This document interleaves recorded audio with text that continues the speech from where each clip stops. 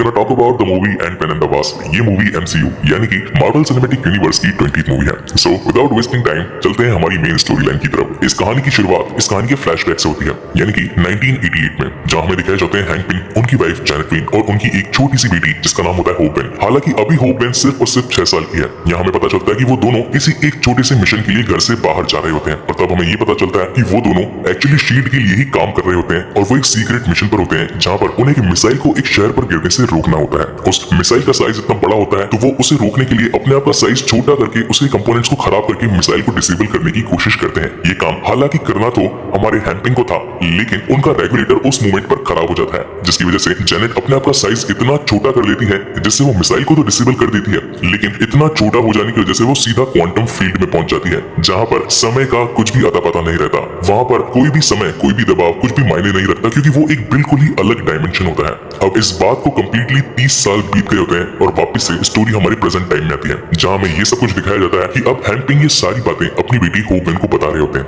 और साथ ही वो ये भी बताते हैं कि एक मोमेंट पर जब Scott Lang yellow jacket suit से लड़ रहा होता है तो उसे मारने के लिए वो भी अपने आप का साइज काफी ज्यादा छोटा कर लेता है, और वो भी सीधा पहुंच जाता है क्वांटम फील्ड में, लेकिन वो अपने रेगुलेटर की पूरी इंफ्रास्ट्रक्चर को वापस रिवर्स में ले लेता है, जिसकी वजह से वो फिर से वापस इस दुनिया में आ जाता है। तो अब अगर वो ये काम कर सकता है तो जेनेट भी डेफिनेटली काम कर सकती है, लेकिन लगता है कि शायद उसे सही सिग्नल और सही लोकेशंस नहीं मिल पा रही। दैट्स व्हाई अभी तक जेनेट हमारे पास में वापस नहीं आई है। तो क्यों ना हम एक ऐसी मशीन बनाए, उस पर काम करें जिससे वो मशीन बन जाए और हम क्वांटम फील्ड में जाकर जेनेट को फिर से वापस लेकर आ सकें। वहीं पर कहानी शिफ्ट होती है इस कहानी की मेन कैरेक्टर स्कॉट लैंग पर, जो कि अपनी बेटी कैसी के साथ में मिलकर लुका छुपी का गेम खेल रहे होते हैं, लेकिन गेम खेलते खेलते गलती से स्कॉट का पैर अपने घर से बाहर निकल जाता है और उसका अलार्म सिस्टम फिर से एक्टिवेट हो जाता है, और तभी उस मोमेंट पर FBI आ जाती है और वहां पर स्कॉट लैंग को चेक करने लगती है कि कहीं वो घर से बाहर तो नहीं निकला। तो वहां पर कैसी पूछती है कि आखिर आप लोग मेरे पापा को परेशान क्यों कर रहे हैं। तो वहां पर FBI का एक मेन एजेंट आकर पूरी कहानी उस बच्ची को बताता है। वो कहता है कि सोकोविया अकॉर्ड्स के अकॉर्डिंग पूरे के पूरे एवेंजर्स को अब आपस में यूनाइट होने के लिए मना कर दिया गया है, और जो भी अब ऐसा करेगा तो उन पर यूनाइटेड नेशन कार्यवाही करेगी, और इसी के चलते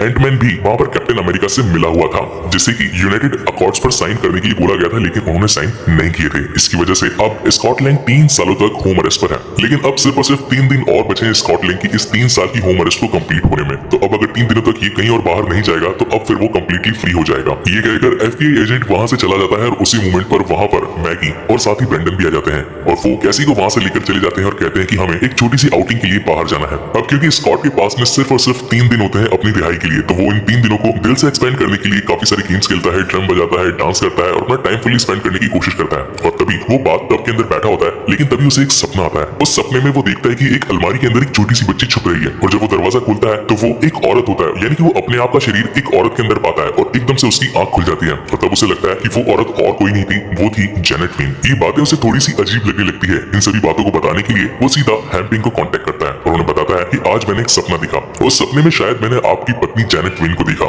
ये सुनते ही वहां पर हैंपिंग और साथ ही होप वेन बिल्कुल शॉक से हो जाते हैं, और ये कहकर वहां पर स्कॉट लैंग फोन काट देता है। अगले दिन जब स्कॉट की नींद खुलती है तो उसे पता चलता है कि उसे किडनैप कर दिया गया है होप वेन के थ्रू। होप उसे कार में बिठाकर अपने पास में ले जाती है। तब वहां पर स्कॉट की नींद खुलती है और वो वहां पर होप से पूछता है कि अब मैं अगर तुम्हारे साथ में हूं तो आखिर घर पर कौन है, क्योंकि मुझे तो होम अरेस्ट पर रखा गया है। तब वहां पर होप कहती है कि तुम इस बात की टेंशन मत लो, वहां पर मैंने ऑलरेडी अपना एक एजेंट छोड़ रखा है जो कि सेम टू सेम सारी तुम्हारी प्रक्रिया करता है। उसने तुम्हारा पूरा रूटीन कॉपी कर लिया है, तुम टेंशन मत लो। FBI को ऐसा ही लगेगा कि तुम अभी भी होम अरेस्ट पर हो, मगर तुम हमारे साथ काम करोगे। तब वहां पर स्कॉट पूछता है कि आखिर तुमने मुझे अगवा क्यों किया है। तब वो सभी पहुंच जाते हैं उस लैबोरेटरी के अंदर। तो वहां पर हैंपिंग बताते हैं कि जब तुम्हें वो सपना आया उसके जस्ट 5 मिनट पहले मैं इस क्वांटम फील्ड की मशीन पर ही काम कर रहा था। मैंने इसका दरवाजा खोला, लेकिन इस मशीन के ओवर पावर हो जाने की वजह से ये मशीन बंद पड़ गई थी, लेकिन ये मशीन सिर्फ 1 सेकंड के लिए ही चालू तो जरूर हुई थी, और जस्ट उसके 5 मिनट बाद तुम्हारा कॉल आना, और तुमने मुझे ये बताया कि मुझे ऐसा लगता है कि शायद मैंने आपकी बीवी को देखा। तो हो ना हो ये सारी बातें कनेक्ट होकर ये बताती है कि जेनेट अभी तक जिंदा है, और मैं उसे वापस इस दुनिया में लाकर ही रहूंगा, लेकिन मुझे जरूरत है तो तुम्हारे उन्हीं ख्यालों की। मुझे एग्जैक्ट बताओ कि तुमने वहां पर उस क्वांटम फील्ड के अंदर क्या क्या देखा। जब तक तुम मुझे ये नहीं बता पाओगे तब तक मैं जेनेट को फिर से लाने के अंदर असमर्थ हूँ। वहां पर स्कॉट उस देखे गए सपने को पूरी तरीके से हैंपिंग को बता देता है, और वो फिर से अपनी मशीन पर काम करना शुरू कर देते हैं, लेकिन तब उन्हें पता चलता है कि मशीन हर बार ओवर पावर हो जाने की वजह से बंद पड़ जाती है। इसे एक कंट्रोलर की जरूरत है। तब वो दोनों को पता चलता है कि ये कंट्रोलर तो सिर्फ एक ही जने के पास में मिल सकता है, जिसका नाम है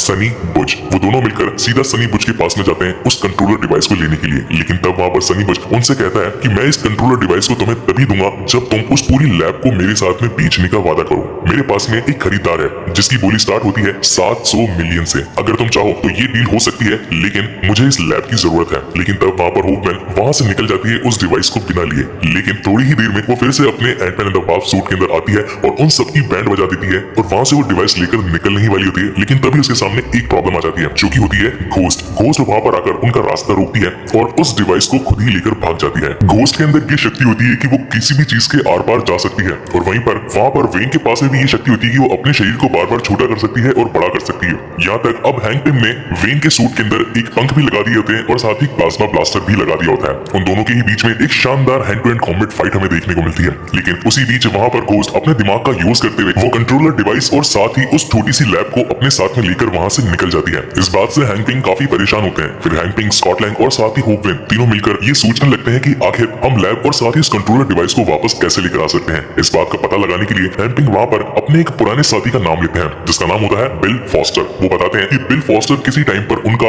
एक असिस्टेंट हुआ करता था जो कि क्वांटम थ्योरीज पर ही उन्हीं के साथ में काम किया करता था। तो क्यों ना हम उससे जाकर मिले, क्या पता शायद वो हमारे इस काम में हमारी मदद कर सके। वो तीनों मिलकर एक कॉलेज में पहुंचते हैं जहाँ पर बिल फॉस्टर क्वांटम थ्योरीज के ऊपर एक लेक्चर दे रहे होते हैं। जैसे ही बिल फॉस्टर वहाँ पर हैंक पिम को देखते हैं, वो वहाँ पर मौजूद सभी स्टूडेंट्स को वहाँ से जाने के लिए कह देते हैं और फिर सभी मिलकर एक कैबिन में बैठकर उस पूरी की पूरी लैब के ऊपर अपनी चर्चा कर रहे होते हैं। तो वहाँ पर एंटमैन, फॉस्टर जब तीनों बिल फॉस्टर को घोस्ट के साथ में मिला हुआ देखते हैं तो उन्हें काफी हैरानी होती है और तब वो पूछते हैं कि आखिर तुमने हमारी मदद ही क्यों की, और अगर मदद भी करी तो तुम घोस्ट के साथ में मिले हुए क्यों हो। तब वहाँ पर बिल फॉस्टर एक फ्लैशबैक स्टोरी बताता है और वो कहता है कि हैंक पिम जो कि पहले शील्ड के लिए काम किया करता था, उसके साथ में उसका एक पार्टनर और था जिसका नाम था एलिस्टा। हालांकि एलिस्टा हर बार हैंक पिम की मदद ही करना चाहता था, लेकिन तब हैंक पिम कहता है कि एलिस्टा एक चोर था और वो मेरे आइडियाज को चुराकर ब्लैक मार्केट में बेचना चाहता था, इसी वजह से मैंने उसे काम से निकाल दिया। तो वहाँ पर बिल फॉस्टर कहता है कि एलिस्टा को हैंक पिम के द्वारा निकालने के बाद में एलिस्टा के मन में काफी ज्यादा गुस्सा था। वो भी अब इस पूरी क्वांटम फील्ड के ऊपर काम कर अपना एक नया सूट बनाना चाहता था। इसी के चलते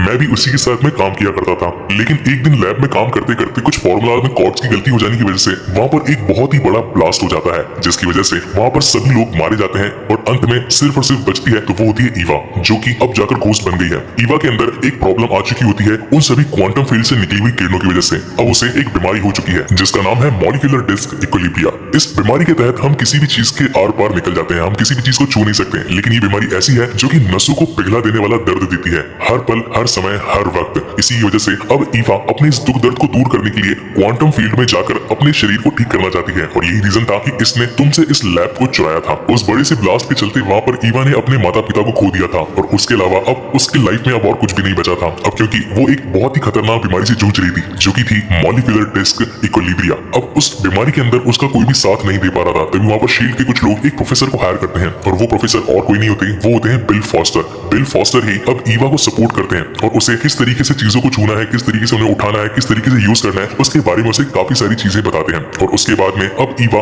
शील्ड के लिए ही काम करना शुरू कर देती है और साथ ही शील्ड अब ईवा को एक नया कॉस्ट्यूम देती है, उसे नए वेपन्स देती है और उसे लड़ने की काफी सारी स्किल्स और टेक्निक सिखाती है ताकि वो शील्ड के लिए काम करे और उनके कुछ मिशंस को फुलफिल करे। अब लेकिन उसने काफी ज्यादा लोगों का खून कर दिया था और जब सोकोविया अकॉर्ड्स के अकॉर्डिंग शील्ड को बंद कर दिया गया तो वहां से बिल फॉस्टर ईवा को अपने साथ में लेकर निकल गए और उन्होंने फाइनली डिसाइड किया कि वो क्वांटम फील्ड की शक्तियों के साथ में ईवा की इस पुरानी बीमारी को फिर से ठीक कर देंगे। लेकिन तभी वहां पर हैंक पिम अपना दिमाग यूज करता है और वहां से ये तीनों कैसे तैसे करके एस्केप हो जाते हैं और वहीं से एस्केप होने के बाद में एक जंगल में जाकर फिर से अपनी लैब को बड़ा करके वहां से जैनेट को पाने की कोशिश करते हैं और वो फिर से एक बार उस पूरे कंट्रोलर डिवाइस के साथ में उस मशीन को ऑन कर ही देते हैं और वापस से मशीन को चालू कर वहां से जैनेट की लोकेशन का पता लगाने की कोशिश करते हैं। और जैसी मशीन स्टार्ट होती है फिर से वहां पर क्वांटम नियम के अकॉर्डिंग जैनेट और साथ ही स्कॉट लैंग के माइंड्स एक हो जाते हैं और जैसे ही दोनों एक होते हैं तो वहां पर स्कॉट बिल्कुल जैनेट की तरह ही बिहेव करने लगता है और वो वहां पर आकर हैंक पिम और साथ ही वैन होप को ये बताने लगता है कि तुमने कोड्स गलत डाले हैं जिसकी वजह से तुम मेरी सही लोकेशन का पता नहीं लगा पा रहे।